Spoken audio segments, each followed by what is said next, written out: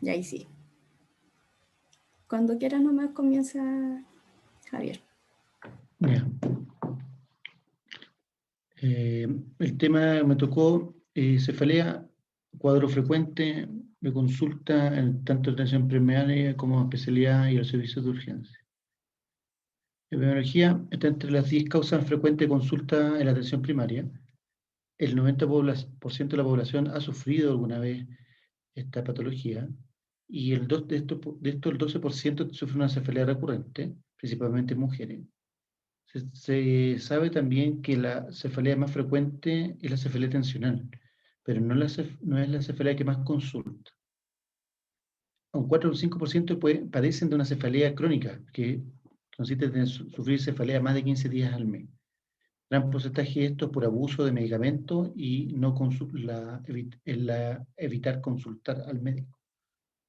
Se hicieron muchos trabajos en Chile que que es la cefalea la causa más prevalente de consultas en neurología.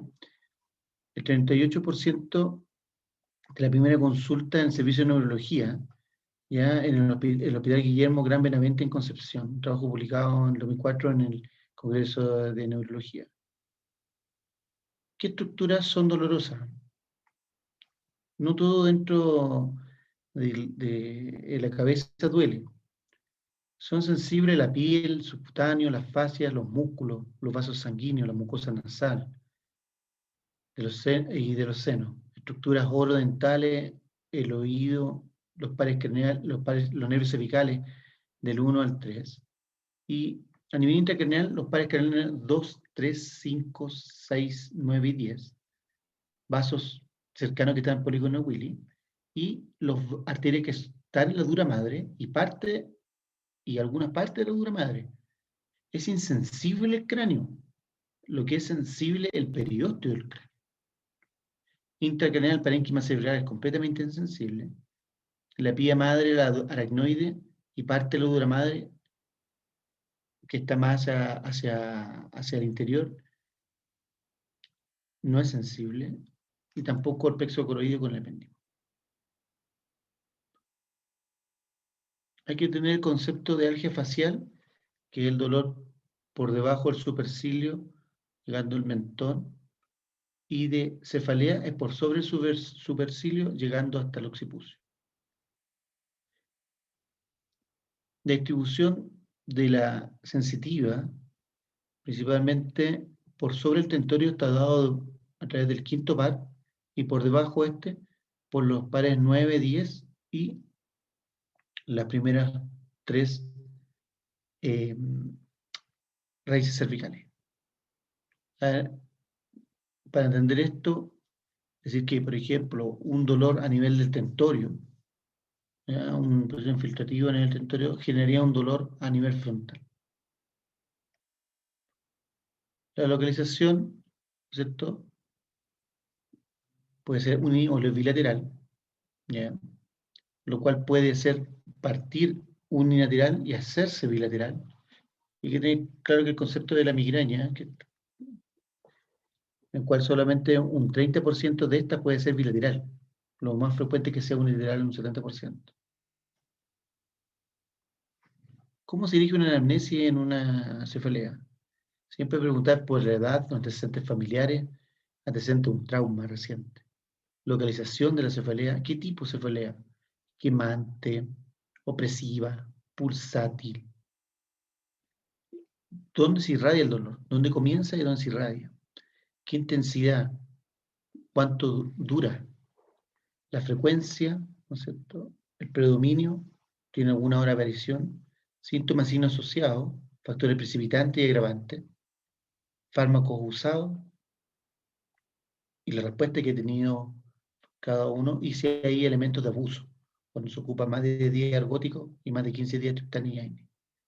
Y qué respuesta ha tenido tratamientos previos para dirigir una nueva terapia. Una pregunta clave es, ¿desde cuándo lo ve la cabeza? ¿Por qué? Porque el paciente puede tener un dolor de cabeza previo y este nuevo dolor de cabeza lo puede tomar como un continuo. Siempre se debe dividir cuál es el dolor de cabeza previo y cuál es el dolor de cabeza actual, porque puede llegar a confusión y error. Según inicio, es aguda si es de menos de 72 horas. Subaguda entre 32 horas a 3 meses y crónica más de 3 meses. Según la frecuencia, es episódica cuando son menos, episódica frecuente cuando es menos de 14 días al mes y crónica cuando más de 15 días al mes. Un dato clave para realizar un estudio a posteriori es conocer la bandera en roja, es decir, signos de alarma que nos orientan a padecer una cefalea de origen ya orgánico o estructural.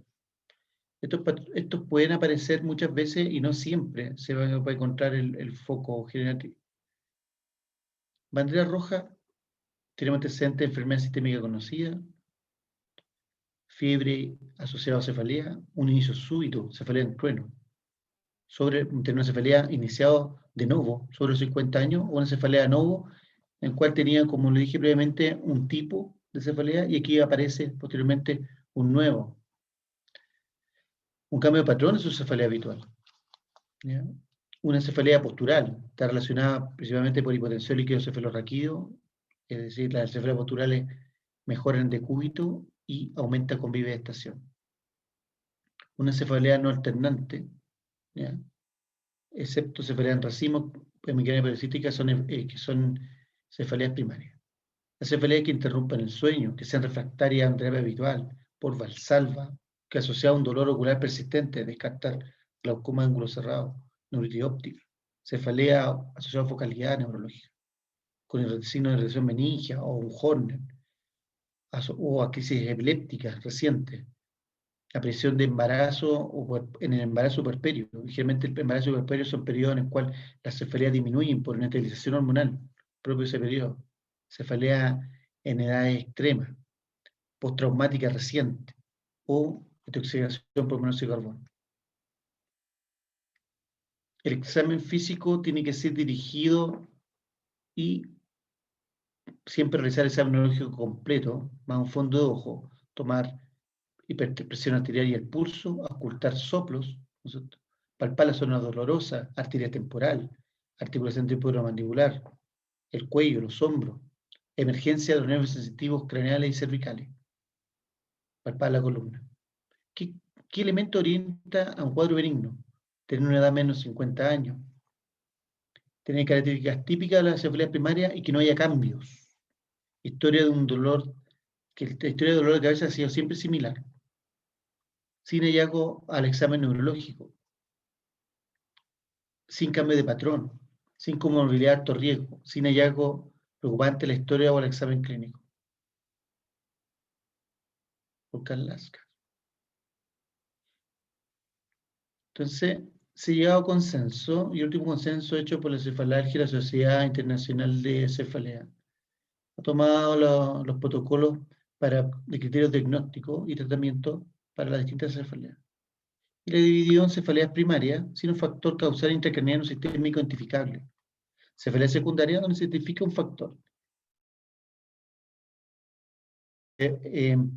Empeorador de una cefalea previa, o cefalea una cefalea de nuevo completamente distinta.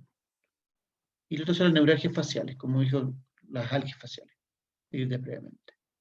Cefalea primaria corresponde al 90-95% de la cefalea. Los principales están la migraña, la cefalea tensional y la trigémina autonómica. Hay otras cefaleas primarias que no se van a ser tratadas en esta clase, por conocer más de resorte de especialidad. Un estudio de Neurology muestra, perdón, la cefalea,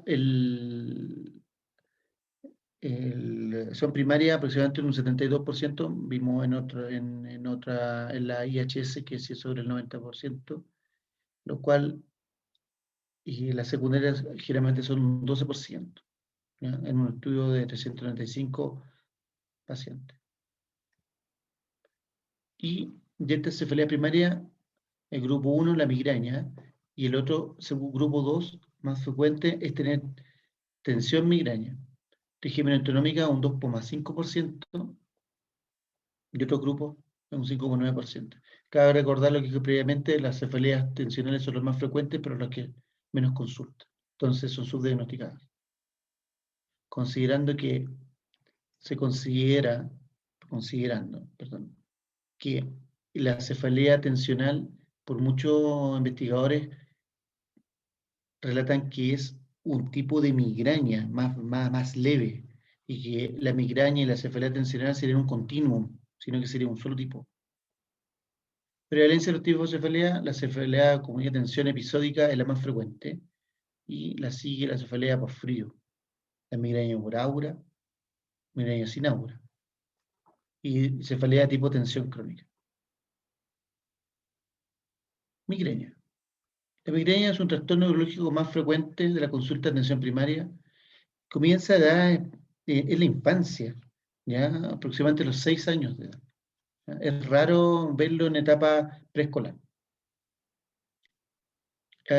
Existen antecedentes familiares en el 50% de los pacientes, el trastorno más costoso de la Unión Europea. ¿Ya? Su prevalencia está entre el 15 a 20% de las mujeres y el 6% de los hombres. Es el trastorno más prevalente y la séptima causa de discapacidad. La prevalencia de migraña según sexo siempre predomina en las mujeres, ¿ya? Durante toda su evolución, en el rango duplica o triplica muchas veces la prevalencia de los hombres, muchas veces relacionado por factores hormonales. La prevalencia de migraña en Chile, en un estudio hecho por Lavado, publicado en el 97, es que el porcentaje es de un 2% y femenino de un 11%.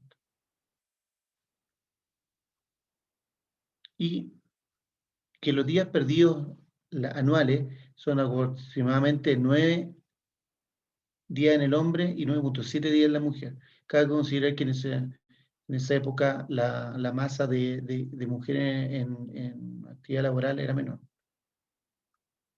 La fuerza laboral es 3,7 millones de hombres y 1,7 millones de mujeres. Eran menos las mujeres y perdían días de trabajo laboral. Fisiopatología de la migraña. La fisiopatología de la migraña existe que hay genes, una predisposición de la persona en sufrir estos eventos, factores ambientales, metabólicos, drogas y hormonas, lo cual genera una activación hipotalámica y alteración en los circuitos tálamo-corticales, ¿ya? Lo cual genera una activación del tronco y genera una onda de depolarización, liberando factores de péptidos relacionados con el gen de calcitonina y de la hipófisis, generando posteriormente el ataque de migraña. Como he dicho previamente, comienza la estimulación, los estímulos comienzan a nivel hipotalámico, ¿ya? Lo cual activa el núcleo salivatorio superior, el cual posteriormente a través del ganglio fenopalatino, que es parasimpático, vía parasimpático, genera la liberación, produce vasodilatación de los vasos, genera un fenómeno inflamatorio local con liberación de péptido, con el péptido relacionado del gen de la calcitonina y el péptido pituitario, cual genera posteriormente una onda de depolarización, es decir, inhibiendo la actividad neuronal. Esto es lo que conocemos como auras. Las auras pueden ser visuales, sensitivas, motoras, del lenguaje y de tronco.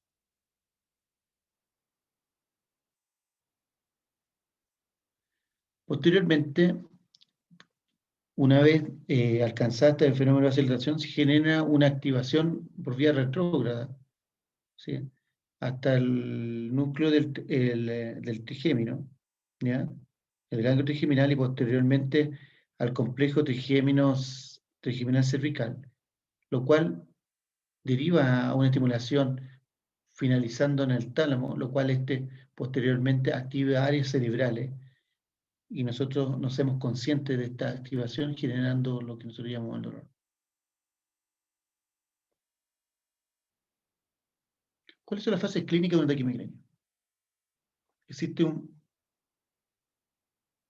periodo en el cual está más sintomático, posterior viene un periodo de pródromo, el cual puede tener con o sin una cefalea tensional en ese momento.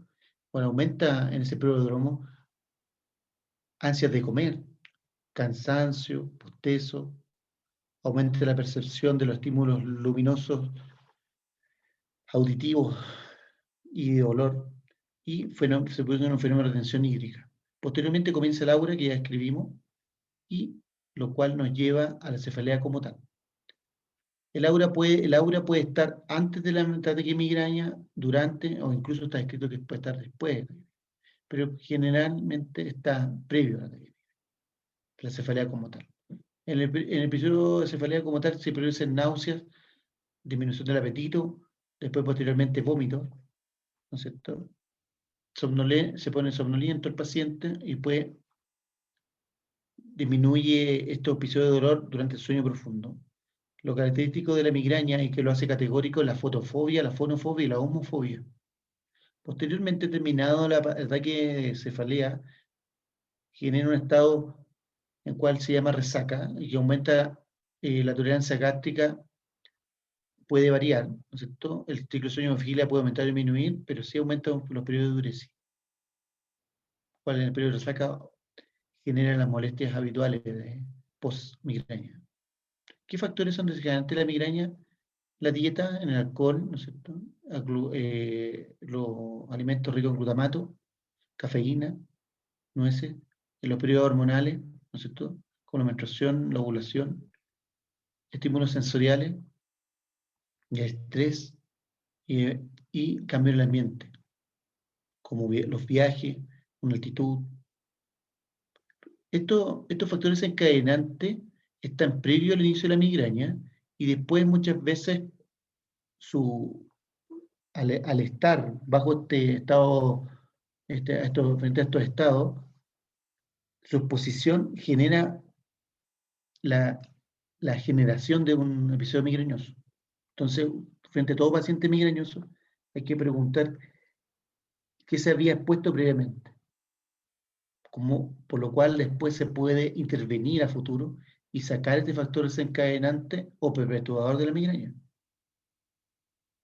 Clasificación. La migraña se clasifica en dos. Es una migraña episódica, cuando es menos de 14 días al mes, y crónica, cuando son más de 15 días al mes por más de 3 meses. Y al menos 8 de estos episodios tienen que ser de tipo migrañoso como tal. Es decir, algunos pueden ser cefalea de tipo tensional. Migraña sin aura es una cefalea que dura entre 4 y 72 horas. Comienza unilateral, pulsátil, y su intensidad siempre es moderada a grave, ¿ya? Lo cual interfiere con la actividad diaria habitual. Se asocia a síntomas como náusea, vómito, foto y fonofobia, que le da la característica. La migraña puede acompañarse de aura. Estos estímulos pueden ser visuales, sensitivos, del lenguaje, motores, del tronco, incluso de la retina. Cabe recordar que es parte de la onda de depolarización de lo visto previamente en la fisiopatología de la migraña. El aura como tal tiene una duración entre 5 y 60 minutos. Cuando un paciente presenta un aura mayor a ese tiempo, siempre hay que descartar una ACV. Cefalea por abuso de fármaco relacionado con el cuadro migrañoso afecta aproximadamente el 1% de la población general. Es una cefalea generalmente presente más de 15 días al mes, con abuso regular durante más de 3 meses de uno o más fármacos para el tratamiento sintomático de estos dolores de cabeza. Principalmente los fármacos involucrados son ergotamina, triptanes, opioides, analgésicos o combinación de ellos, por más de 10 días al mes. Analgésicos simples, ¿no es cierto? Con combinación de lo nombrado previamente por más de 15 días. El tratamiento de estas crisis es suprimir ese medicamento de uso habitual. Utilizar naproxeno cada 12 horas por máximo 2 semanas, con un corticoide, prednisona en este caso, 1 miligramo por kilo, con una pauta descendente hasta 14 días de tratamiento. Domperidona, antiemético, y amitriptilina. La migraña crónica. Lo habíamos descrito que es una migraña que más de 15 días al mes, por más de 3 meses, y al menos 8 episodios tienen que estar, ser migraña puro. La prevalencia es más baja, desde 0,5 al 24% de la población, y la tasa de transformación crónica es un 2,5%. ¿Qué factores cronifican la migraña? Están descritos: sexo femenino, que han tenido antecedentes de abuso en la infancia, con traumatismos craneales, un dato socioeconómico bajo, intensidad severa, tener un dolor tipo migraña previamente, y esta predisposición genética. Y factores que son modificables, como la obesidad, la depresión, acontecimientos vitales estresantes, elevada frecuencia de crisis, asociadas a SAJO, pacientes que se ven frecuentemente en atención primaria. ¿Qué es el estatus migrañoso? Se define cuando una migraña se prolonga más de 32 horas. Como dije, la migraña tiene que durar menos de ese tiempo. Entonces, el manejo de la migraña, en tratamiento agudo, se tiene que realizar lo más pronto posible. Mientras más se deje avanzar la migraña, más cuesta tratarla. De preferencia, el naproxeno, el ibuprofeno, diclofenaco, en las dosis que están descritas, el triptán, naratriptán, fluorotriptán, sumatriptán, triptane. El triptán disponemos en Chile, ¿cierto? Entre dosis de 20 a 40 miligramos. Naratriptán, lo interesante es que tiene que actuar antes de las 2 horas. En cambio, el naratriptán es más lento, se muere más de 2 horas. Se pueden estos triptanes dividir en de acción rápida, que está el triptán, el triptán y el sumatriptán, y de acción más lenta el naratriptán con el fluorotriptán.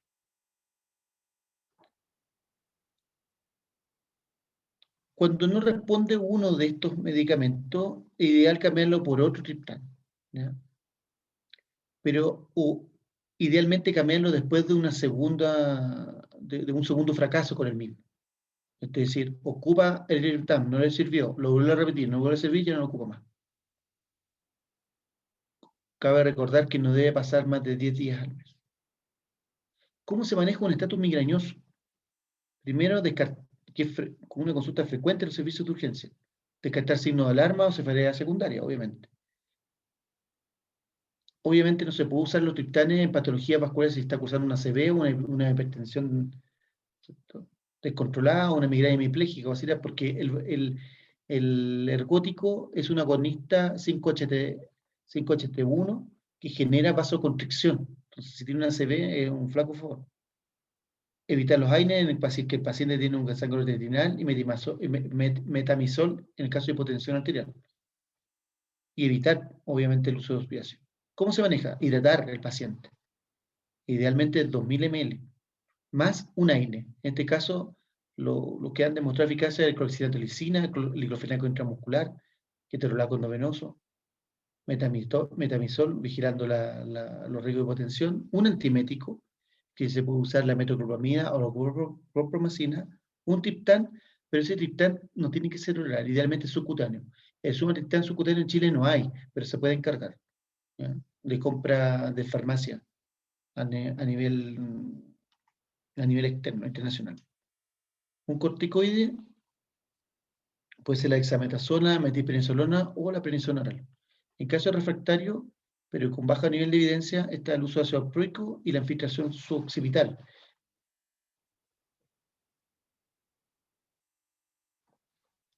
¿Cuál es la profilaxis de la migraña?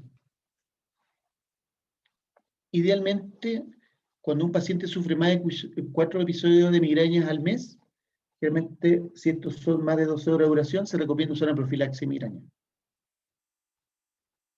El tratamiento de la profilaxis migraña no farmacológico es iniciar con higiene del sueño, regular la hora de comida y el ejercicio, y buscar estos desencadenantes de migraña como lo vimos previamente. El 50-75% de los que reciben reduce un 50% de frecuencia. Es decir, cuando se inicia un tratamiento farmacológico para una migraña o no farmacológico, uno quiere disminuir al menos al mes un 50% de su crisis, tanto en frecuencia como en intensidad. Y ese tiempo de respuesta se logra entre 4 y 6 semanas recién, ¿ya? Es decir, no va a iniciar un tratamiento y espere una respuesta dentro de la semana, ¿no? Evaluar al mes o a las 6 semanas la reducción del 50%. Y esto es aditivo. A las 6 semanas después se va a lograr el 50% del 50% que tenía. Su uso se extiende desde un periodo de entre 6 meses a un año. Una profilaxis de la migraña, tanto farmacológica como no farmacológica, debe durar 6 meses a un año. Y retirar el fármaco dentro de un periodo de un mes. Siempre para empezar con monoterapia y pueden usarse combinaciones de fármacos. Los medicamentos usados se llaman neuromoduladores y entre ellos destaca la amitriptilina, los beta bloqueadores, en este caso metoprolol y propanolol, topiramato, ácido valproico, y se recomienda según de perfiles de enfermedad. Si el paciente es epiléptico, se le puede agregar ácido valproico. El topiramato, que tiene un efecto de disminución del apetito, y se puede ocupar también en epiléptico. En los beta bloqueantes se prefieren en pacientes menos de 60 años no fumadores, por su riesgo de broncoconstricción que tienen los beta bloqueantes. Mujeres en fértil, idealmente verapamil o flunarizina. No se recomiendan los beta bloqueantes en mujeres embarazadas por riesgos de RCIU, retardo crecimiento intrauterino. Mujeres en fértil tampoco se recomienda el ácido valproico porque riesgo de teratogénesis, cercano al 5%. Pena bífida, la veloparina. Beta bloqueante, con un nivel 1 y un grado de un grado de recomendación A, nivel de evidencia tipo 1 y grado de recomendación A, también para metoprolol, pero atenolol es mucho más débil. Las dosis que se describen. Antagonista del calcio, el verapamilo es poco efectivo, su evidencia es insuficiente. En textos antiguos lo nombraban como un medicamento que servía, pero actualmente no se recomienda su uso. Que se recomienda como antagonista del calcio y su alta efectividad es la flunarizina. En Estados Unidos no está disponible la flunarizina, entonces los trabajos son principalmente europeos. La flunarizina tiene un nivel de evidencia de tipo 1 y un grado de recomendación A. Ojo con el aumento de peso y el parkinsonismo farmacológico que este genera. Otros medicamentos que también se ocupan es el lisinopril y el calcertán. Solo esos dos antihipertensivos han mostrado un nivel de evidencia tipo 2 y una recomendación B, pero son útiles. Antidepresivo con alto nivel de evidencia está la amitriptilina. ¿Ya? La amitriptilina tiene un rango de entre 25 a 100 miligramos, se usa al acostarse. El riesgo como antidepresivo tricíclico de la somnolencia, la sequedad de piel, la retención urinaria, ortotatismo. Los otros antidepresivos tricíclicos no son eficaces. La venlafaxina es débil. Incluso los inhibidores selectivos de recaptación de serotonina no son medicamentos antimigrañosos. Por ejemplo, la sertralina, escitalopram, paroxetina, no tienen un efecto sobre la migraña. Antipilépticos como el topiramato, que tienen una alta eficacia, y lo interesante que da el topiramato es que tiene un uso dual, tanto para la migraña, altamente efectivo, como la cefalea en racimo. Entonces, si un paciente padece de las dos patologías, se vería beneficiado con el uso de topiramato. Antiepiléptico, el ácido valproico con alto nivel de evidencia, se parte primero con dosis de diaria dosis. Existen dos tipos de ácido valproico. El ácido valproico de liberación inmediata, que se ocupa cada 8 horas, y liberación prolongada, los ER, que se ocupan cada 12. No confundirlo. ¿Ya? Siempre el uso de ácido valproico de antiepiléptico tiene que ser supervisado a través de exámenes regulares, mensuales y después trimestrales, para evaluar daño hepático, la anemia, leucopenia, hipotiroidismo. ¿Ya? Y no se recomienda el ácido valproico en mujer en general, pues bueno, no solamente su fertilidad, sino que aumenta los riesgos de acné y aumento de peso. Tratamiento de la migraña crónica. Ya habíamos dicho previamente que son más de 15 días al mes por más de 3 meses. Siempre primero los no farmacológicos, cambio de estilo de vida, ejercicio, hablar sueño, patología psicológica. Tratamiento de la crisis sintomático, limitar el uso de AINE, ergótico, triptane. Hay que realizar un retiro gradual de esto. Si hay abuso, usar el protocolo de abuso descrito previamente. Tratamiento profiláctico de elección para la migraña crónica es la toxina botulínica, con evidencia A. Y topiramato, principalmente. En caso de fracaso, se podrían probar con otros neuromoduladores, pero su tasa de respuesta es menor en propranolol y amitriptilina y caldesartán. Los puntos de inyección de toxina botulínica ya están protocolarizados, se tienen que seguir. Se ocupa aproximadamente 155 unidades de Botox. Antagonista de efectos relacionados con el gen de la calcitonina están disponibles en Estados Unidos, aún no llegan a Chile y están aún en una etapa de experimentación en personas. No se sabe muy bien el daño que puede generar en niños o en embarazadas, solo se recomienda en adultos, para casos de migraña crónica, muchas veces que no son refractarios a las terapias. Lo que dice del tatio. Cefalea tensional. Es la cefalea más frecuente, lo dije desde el principio. Se piensa mucho en científicos que es una migraña leve. Por eso que muchas veces puede estar en el pródromo una migraña. Su incidencia es de 14.2 por 100 habitantes y una prevalencia de 62% de la población en general. Pero consultan poco. La relación hombre-mujer, igual que la migraña, es prevalente más en la mujer. La fisiopatología similar a la migraña. Lo mismo, se genera una sensibilización periférica hacia el núcleo trigémino con la liberación de los péptidos descritos. La cefalea tensional se divide en episódicas y crónicas, pero las episódicas, a la diferencia de la migraña, tienen una episódica infrecuente y la frecuente. Infrecuente, menos de un día de cefalea al mes, y la frecuente de 1 a 14 días al mes, por más de 3 meses. Y la crónica, igual que la migraña crónica, más de 15 días al mes por más de 3 meses seguidos. Es una cefalea bilateral, opresiva, tendencial leve moderada, que no empeora con la actividad física, a su diferencia con la migraña. Generalmente sin náusea ni vómito. Puede tener una leve fotofobia o fonofobia, pero no ambas, una o dos. Es más larga en tiempo. Puede durar de 30 minutos a 7 días. En cambio, la migraña no dura más de 72 horas. El tratamiento profiláctico no farmacológico está los biofísicos, la biorretroalimentación por neurotomografía. Se ocupan biofísicos en el cual se detecta el punto de tensión a nivel muscular y produce una relajación, cual disminuiría los ataques.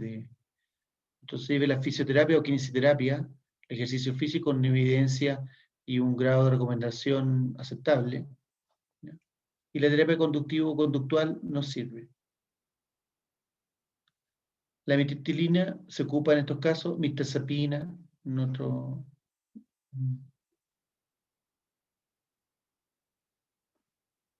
Si es una cefalea, ¿cómo es el algoritmo? Si es una cefalea episódica infrecuente, solo manejo con AINE, ¿ya? O ejercicio de relajación. Si es frecuente, el manejo no, leve, generalmente no farmacológico. Pero si es moderada, interfiere con la vía habitual, se usa amitriptilina, ¿ya? O mirtazapina.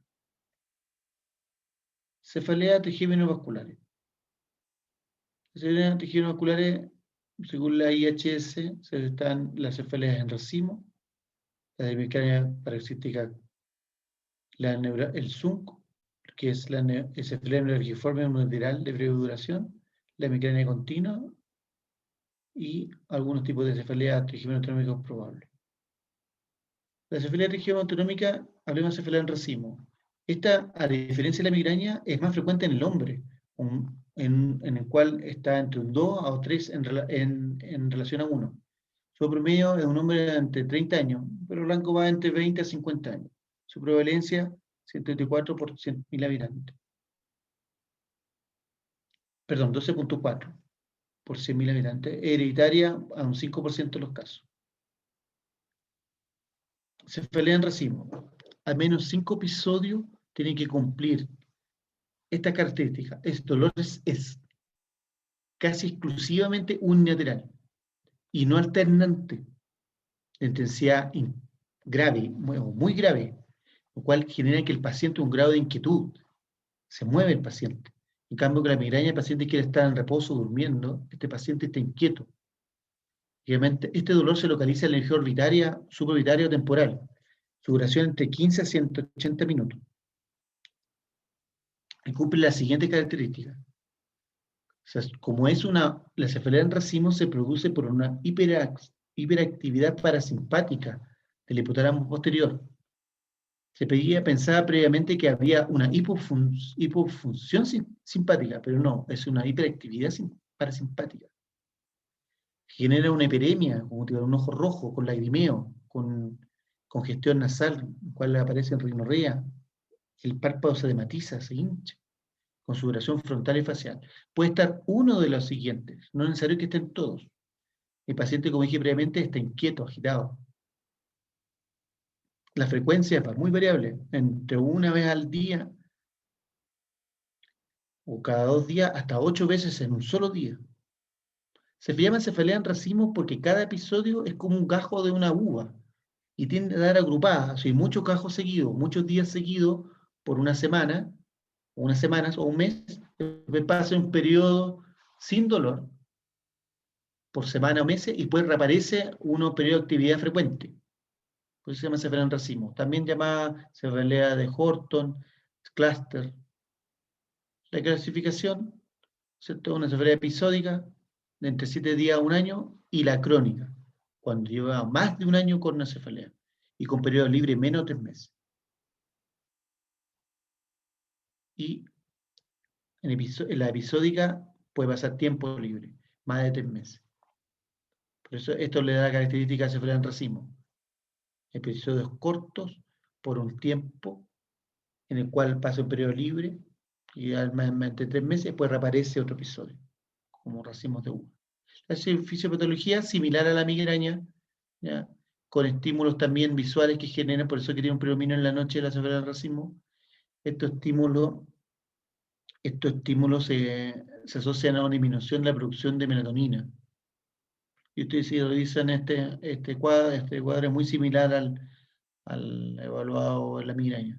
Muchos pacientes pueden tener concomitancias de cefalea del racimo con migraña.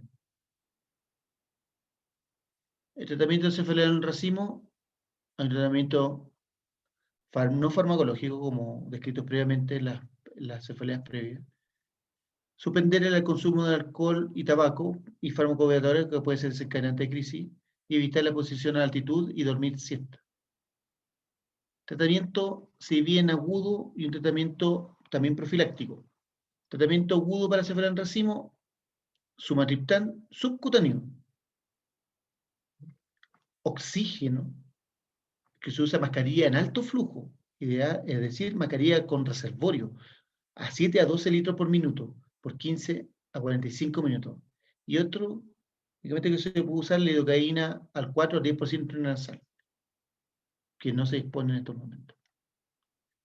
¿Cuál es el tratamiento profiláctico para una cefalea en racimo? Para la forma episódica, administrarlo mientras dura todo este episodio sintomático. Si realmente son episodios de un mes, usarlo por el mes este profiláctico. Y suspenderlo cuando uno ya logra 2 semanas sin cefalea, lo saca. Pero si es crónico, el tratamiento es para toda la vida. Es decir, si el paciente tiene una cefalea en racimo con episodios de intervalo sin cefalea de menos de 3 meses, por periodo de un año, más de un año con cefalea en racimo, con periodo de remisión de menos de 3 meses, ese medicamento tiene que ser a perpetuidad. El tratamiento hay un tratamiento transicional, es decir, que se hace de partida, y eso se inicia con corticoides. Idealmente, en mi caso, yo ocupo la infiltración suboccipital ipsilateral que disminuye los episodios de cefalea en racimo en un 50, entre un 50, cercano a un 50%, pero a las 6 semanas de su uso tiende a regresar. También se puede usar prednisona 1 miligramo por kilo, entre un rango de 60 a 100 miligramos día, por máximo 3 semanas. Ergóticos son medicamentos de segunda línea y generalmente no de uso habitual. Tratamiento profiláctico de elección es el verapamilo. Posteriormente se puede usar carbonato de litio y topiramato, que si bien no tiene una evidencia tipo 1, pero también es efectivo, con un grado de recomendación B y una evidencia tipo 2. Para los casos refractarios se usan técnicas neuroquirúrgicas, procedimientos lesivos como dañar la raíz del ganglio de Gasser, una risotomía, radiofrecuencia gamma knife a nivel del ganglio del trigémino y neuroestimulación periférica central. También se pueden hacer bloqueos del ganglio fenopalatino. En resumen, en cefalea en racimo, se usa buenopenicilona, un corticoide o un bloqueo, como le dije previamente, a nivel suboccipital. Tratamiento de elección en verapamilo, máximo 960 miligramos cada 24 horas, que es una dosis altísima. Generalmente se usa 120 a 240. Si no hay respuesta, topiramato o litio. Y si no hay respuesta, se puede usar botox o la neuroestimulación occipital o del ganglio fenopalatino. Otra cefalea, también parte de la cefalea hemicrania paroxística, que son muy similares en la clínica, pero en una duración menor de 2 a 30 minutos, también asociado a signos de hiperactividad parasimpática, con hiperemia conjuntival, congestión nasal. Las migrañas paroxísticas son más frecuentes en mujeres, ¿ya? El ZUNC es lo mismo, son muy cortos, no cansan a durar más de entre 1 segundo a 10 minutos, ¿ya? Son una serie de puntadas o en patrón de dientes de sierra, también en la localización orbital y supraorbitaria, asociado a estos síntomas, a los síntomas de hiperactividad parasimpática. Este es un cuadro resumen para leerlo con mayor atención. Y otras cefaleas primarias que escapan a esta presentación son unas cefaleas punzantes por crioestímulo, trueno por actividad sexual, numular, la hímnica, una cefalea interesante porque responde a endometacina, generalmente nocturno despierta el paciente. Son diferenciales, endometacina craneana, para verlo con detención en la casa. Neuralgia trigémino. Como vimos cefalea, ahora vivimos por debajo del supercilio, que es las algias faciales. 4 por cada 100.000 personas al año, una prevalencia del 0,3%. Hay un conflicto, la fisiopatología se piensa que hay un conflicto entre la arteria carótida o un vaso cercano a la raíz del trigémino, el cual genera un fenómeno de mineralización de esta raíz se piensa por el mismo latido, dañando el vaso y facilita estos impulsos ectópicos y transformaciones fácticas a través de un proceso de mielinización, como que a los cables de corriente de nuestro hogar le sacáramos su envoltura y empieza a estimular otros cables. Los factores son desconocidos en algunos casos. En el 50% de los casos no tienen cambio morfológico. Entonces, pasa muchas veces que al hacer la biopsia en cadáveres no se encuentran lesiones en el ganglio y a pesar de eso padecían de la patología. ¿Qué es la neuropatía del trigémino? La neuralgia del trigémino es lo idiopático. La neuropatía del trigémino es una lesión orgánica identificada que genera una lesión. Un ejemplo, un tumor, una esclerosis múltiple. El dolor tiende a ser más continuo y lo característico de esto es que la neuralgia del trigémino como tal, el paciente no tiene hipostesia en el territorio. En cambio, una neuropatía por un agente externo genera una hipostesia, alodina o incluso hiperalgesia. En general, las crisis duran menos de 2 minutos y la intensidad es intensa. Una acción de descarga eléctrica que puede seguir una rama del trigémino o más de una. El tratamiento de elección es la carbamazepina, ¿ya? En un rango entre 400 a 1200 miligramos al día. La carbamazepina se da cada 8 horas o cada 12 horas, según los textos. Ojo con las alergias, que aparecen en general dentro del mes, que puede ser fatal. Riesgo de hiponatremia, de leucopenia y daño hepático. Precaución en mujeres que están en tratamiento anticonceptivo oral, porque provoca su disminución de la vida media y obviamente el riesgo de teratogenia que tiene este antiepiléptico. Otro tratamiento, pero con menor nivel de eficacia y recomendación, es la lamotrigina. En caso de fracaso farmacológico o mala tolerancia, está el tratamiento neuroquirúrgico. El tratamiento de elección es la descompresión microvascular o, en su efecto, radiocirugía estereotáxica, termorregulación por radiofrecuencia. Y estos pacientes, a pesar de ser operados, pueden requerir o presentan un tratamiento médico posterior. Vaya la luna. Cefalea secundaria. Una cefalea generada por un agente identificable que afecta a nivel sistema nervioso central sobre estructuras álgicas y que tiene la particularidad de hacer algo, por así decirlo. Pueden empeorar una cefalea primaria o pueden generar una cefalea de nuevo, ¿ya? Las características clínicas de cefaleas a veces son poco definitorias y de poca ayuda, es decir, son cefaleas a veces muchas veces atípicas, ¿ya? No hay un procedimiento diagnóstico o terapéutico específico, sino que se estudian casi todos de la misma forma. ¿Qué ejemplo tenemos? Cefalea secundaria, cefalea generada por un TEC, ¿no es cierto? O un trauma cerebral, craneoencefálico cervical, por una vasculopatía craneano-cervical, por trastornos infecciosos, por deprivación o privación de sustancias, trastorno de hemostasis, trastorno del cráneo, cuello, ¿cierto? O un trastorno psiquiátrico, o estructuras cervicales.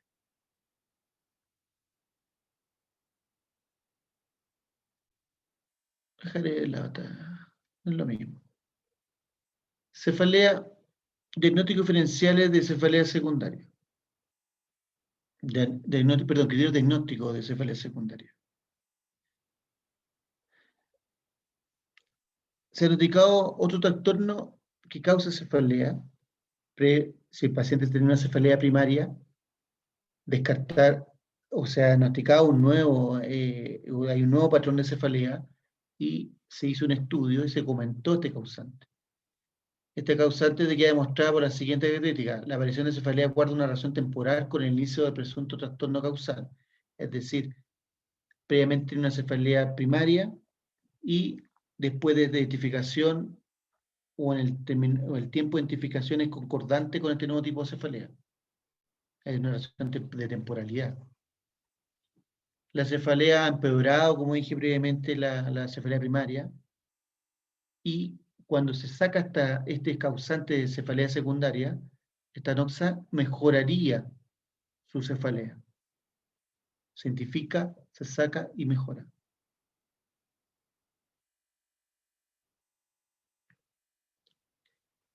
Mitos y conceptos errados. Son causas raras de cefalea y muchas veces no son causas de la sinusitis. Es infrecuente. Lo más frecuente, cuando se han hecho estudios, se ha mostrado que estos pacientes con sinusitis en el cual no hay una sinusitis de tensión o con invasión o ruptura del seno, y generalmente son pacientes migrañosos, y que dentro del estudio, por un fenómeno de epifenómeno, se encontró este hallazgo de una sinusitis de forma incidental.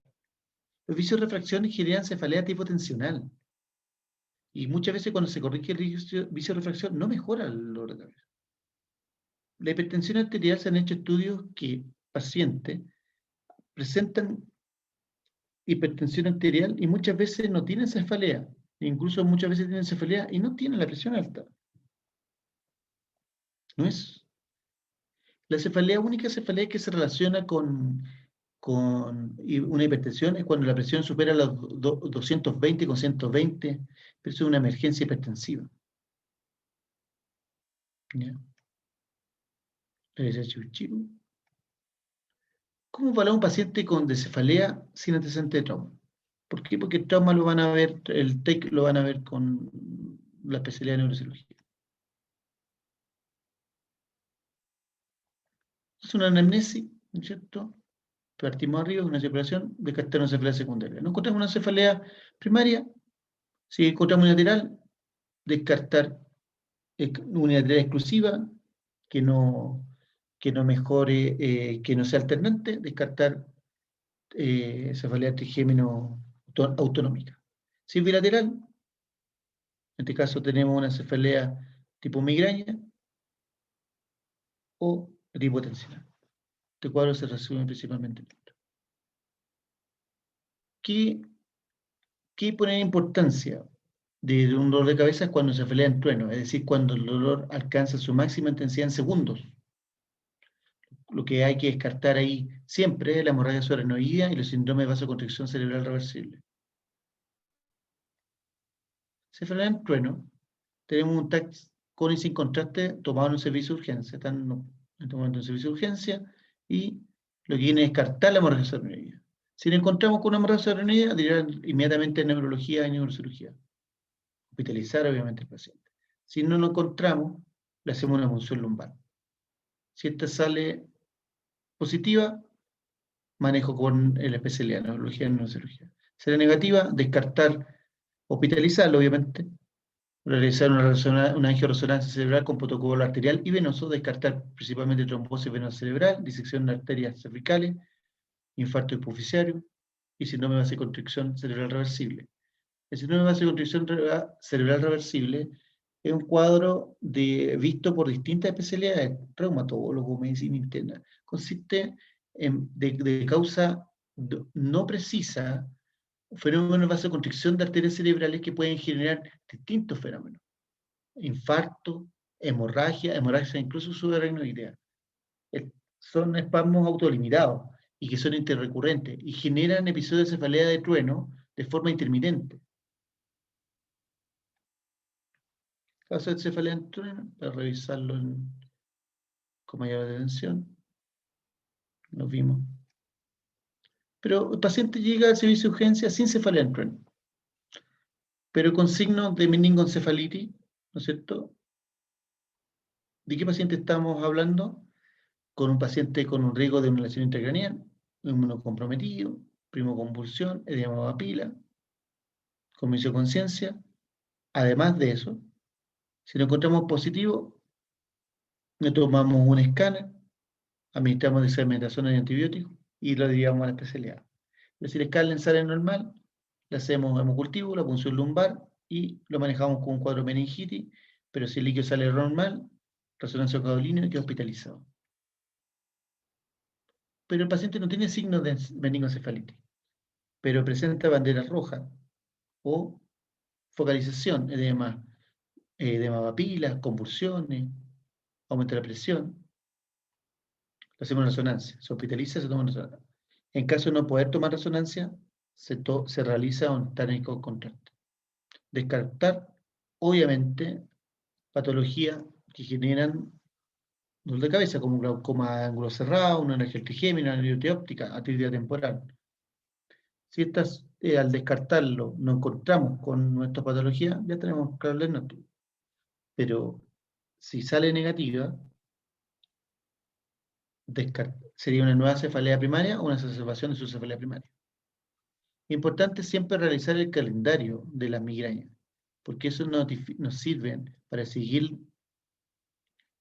qué tipo de cefalea tiene, qué frecuencia tiene y la respuesta al tratamiento. ¿Cuándo se elige una neuroimagen? Este es un trabajo publicado en el GEDEC. En realidad no realiza estudios de neuroimagen a pacientes que cumplen criterios de migraña y que su patrón se mantiene siempre igual. Si ha sido siempre su dolor típico, no le toma una neuroimagen. Pero si uno analiza esto, ve que generalmente los pacientes consultan no por su perpetuidad de su patología, sino cuando allá hay un cambio que les llama la atención. Y generalmente esto ya nos lleva a tomar una imagen. Y generalmente el escáner se toma para los servicios de urgencia. Idealmente hay que tomar cuando encontramos bandera roja, tomar una resonancia. ¿Ya? No realizar manejo quirúrgico en punto gatillo de la migraña fuera un ensayo clínico. No recetar opioides y no use de uso prolongado, como lo vimos en cefalea de abuso, más de 10 o 15 días respectivamente, de antiinflamatorio. Pueden haber cefaleas incluso con escáner normal. Por eso que estos son ejemplos. Por esa razón se pide la resonancia. Cuando yo estudiaba, se usaba el escáner con contraste para estudios de cefalea. Después del año 2013, para una cefalea se estudia con resonancia. Y los servicios de urgencia se piden con contraste. ¿Cuándo se deriva neurología? Cuando una cefalea severa que no responde a un manejo habitual, cuando tiene bandera roja o una cefalea típica o no oriente una cefalea secundaria, una cefalea trigeminal autonómica, neuralgia y cefalea por abuso, ideal derivarlos porque son de mayor complejidad. En ausencia del signo de alarma, derivar después de 6 meses un tratamiento que no tenemos respuesta. Y generalmente cuando el tratamiento profiláctico se evalúa mensual o cada 6 semanas su respuesta, irlo cambiando, y si no mejora, recién se deriva. Obviamente seguir las dosis que se expresan en esta presentación. En la interconsulta hay que definir el tratamiento, el tiempo de evolución y una completa anamnesis. ¿Cuándo hospitalizar cefaleas primarias? Con estatus migrañoso se hospitalizan. Una migraña que tenga leucocitosis, una migraña hemipléjica, un ictus asociado a migraña, una migraña con aura prolongada, cefalea por abuso, paciente psiquiátrico, paciente con cefalea en racimo que no responde. Fin.